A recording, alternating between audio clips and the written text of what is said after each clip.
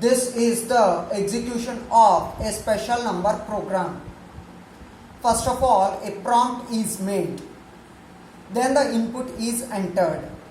The input entered is 145. With this number as an input, the program is going to proceed for the execution. Before demonstrating the execution of the program, let us check out the values of the different kinds of the variables which are present within the program. The variables are n1, n2, f and sum. n1 value is equal to 145. This is because n1 is the number input. n2 is equal to 145. This is because 145 is the number which is stored within the variable n1 and n2 is the duplicate of the variable called n1. F is equal to 1 because we are supposed to find out the factorials of the given number, and the factorials of the given number in general starts from 1. Sum is equal to 0. Within this sum variable, we are going to store the summation of the factorials of the given numbers, and in order to store those factorials of the given numbers, the sum always starts from 0.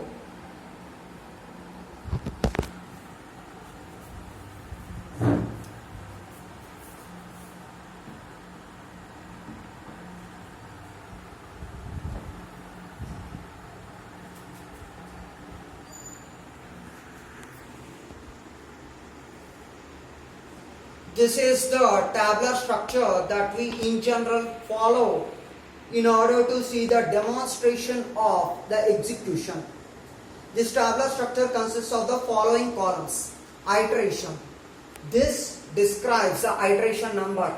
If it is executing for the first time, it is called as iteration number 1, and if the control enters for the second time, it is called as iteration number 2, and if it enters for the third time, then it is iteration number 3, and so on up to 4. Condition. Condition is n1 not equal to 0. This is the condition which is written within the while loop. Before entering the loop and before executing the set of the statements, this condition is checked. Status. In general, status refers to whether the condition is true or false. Whenever the condition is true, then only the control will be able to enter the loop and it will be able to execute the set of the statements. And if the condition is false, that means if the status is false, then it will not be able to enter the loop and it will not be able to execute the set of the statements and it terminates. REM. REM is the units digit of a given number, or else it is going to find out the individual digits of a given number. F stands for the factorial. For finding out the factorial, the code which is written is f into I. The same is demonstrated here. Sum. Sum represents the summation of all the factorials of all the digits of a given number. So therefore, here the statement is given as sum is equal to sum plus f. And after performing all these statements and after executing all these set of the statements, the n value must be diminished by 10, or else the n value must be divided by 10, and the result has to be again stored within the n itself. So n is equal to n by 10.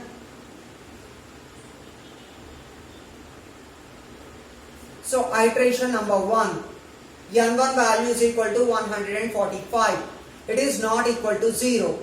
This condition is true. So therefore it is able to enter the while loop. Within the while loop, n1 modulo 10, 145 modulo 10 is performed. So 5 is the result.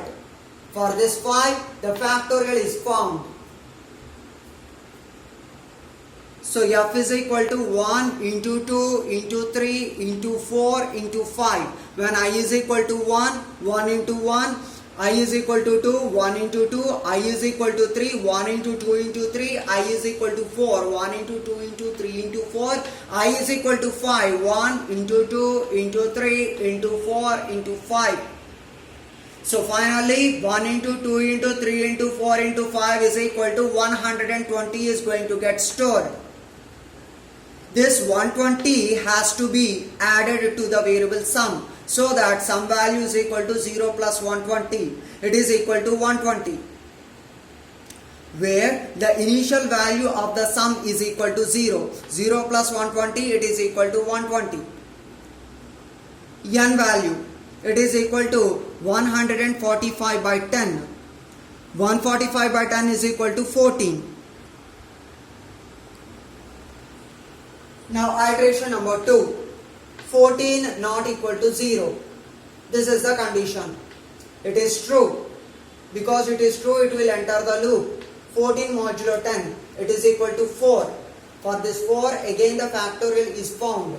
F is equal to 1 into 2 into 3 into 4. I is equal to 1, 1 into 1. I is equal to 2, 1 into 2. I is equal to 3, 1 into 2 into 3. I is equal to 4, 1 into 2 into 3 into 4. It is equal to 24. F value is found as 24.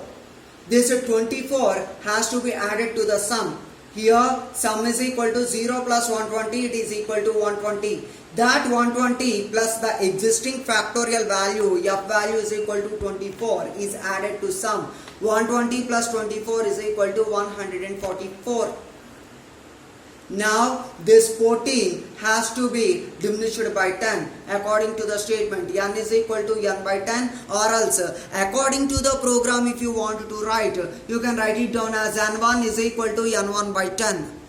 Because within the program we wrote it as N1 is equal to N1 by 10. So 14 by 10, it is equal to 1.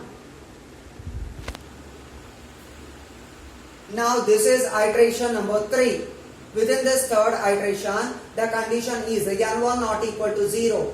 The N1 value is equal to 1, 1 not equal to 0. That is true. So it is able to enter the loop. Within the loop, N1 modulo 10, 1 modulo 10, it is equal to 1. Again, F value is found. F is equal to 1 into 1 is equal to 1. Sum is equal to 144 plus 1, it is equal to 145. Previous value of the sum is 144. Present value of F is equal to 1. 1 plus 144, or else rather 144 plus 1 is equal to 145. Now 1 by 10. 1 by 10 value is equal to 0. Iteration number 4. Condition is N1 not equal to 0, but the present value of N1 is 0. 0 not equal to 0. The status is false. The condition is false. Because the condition is false, it is going to terminate the loop. But one thing that we are supposed to observe is that sum value is equal to 145.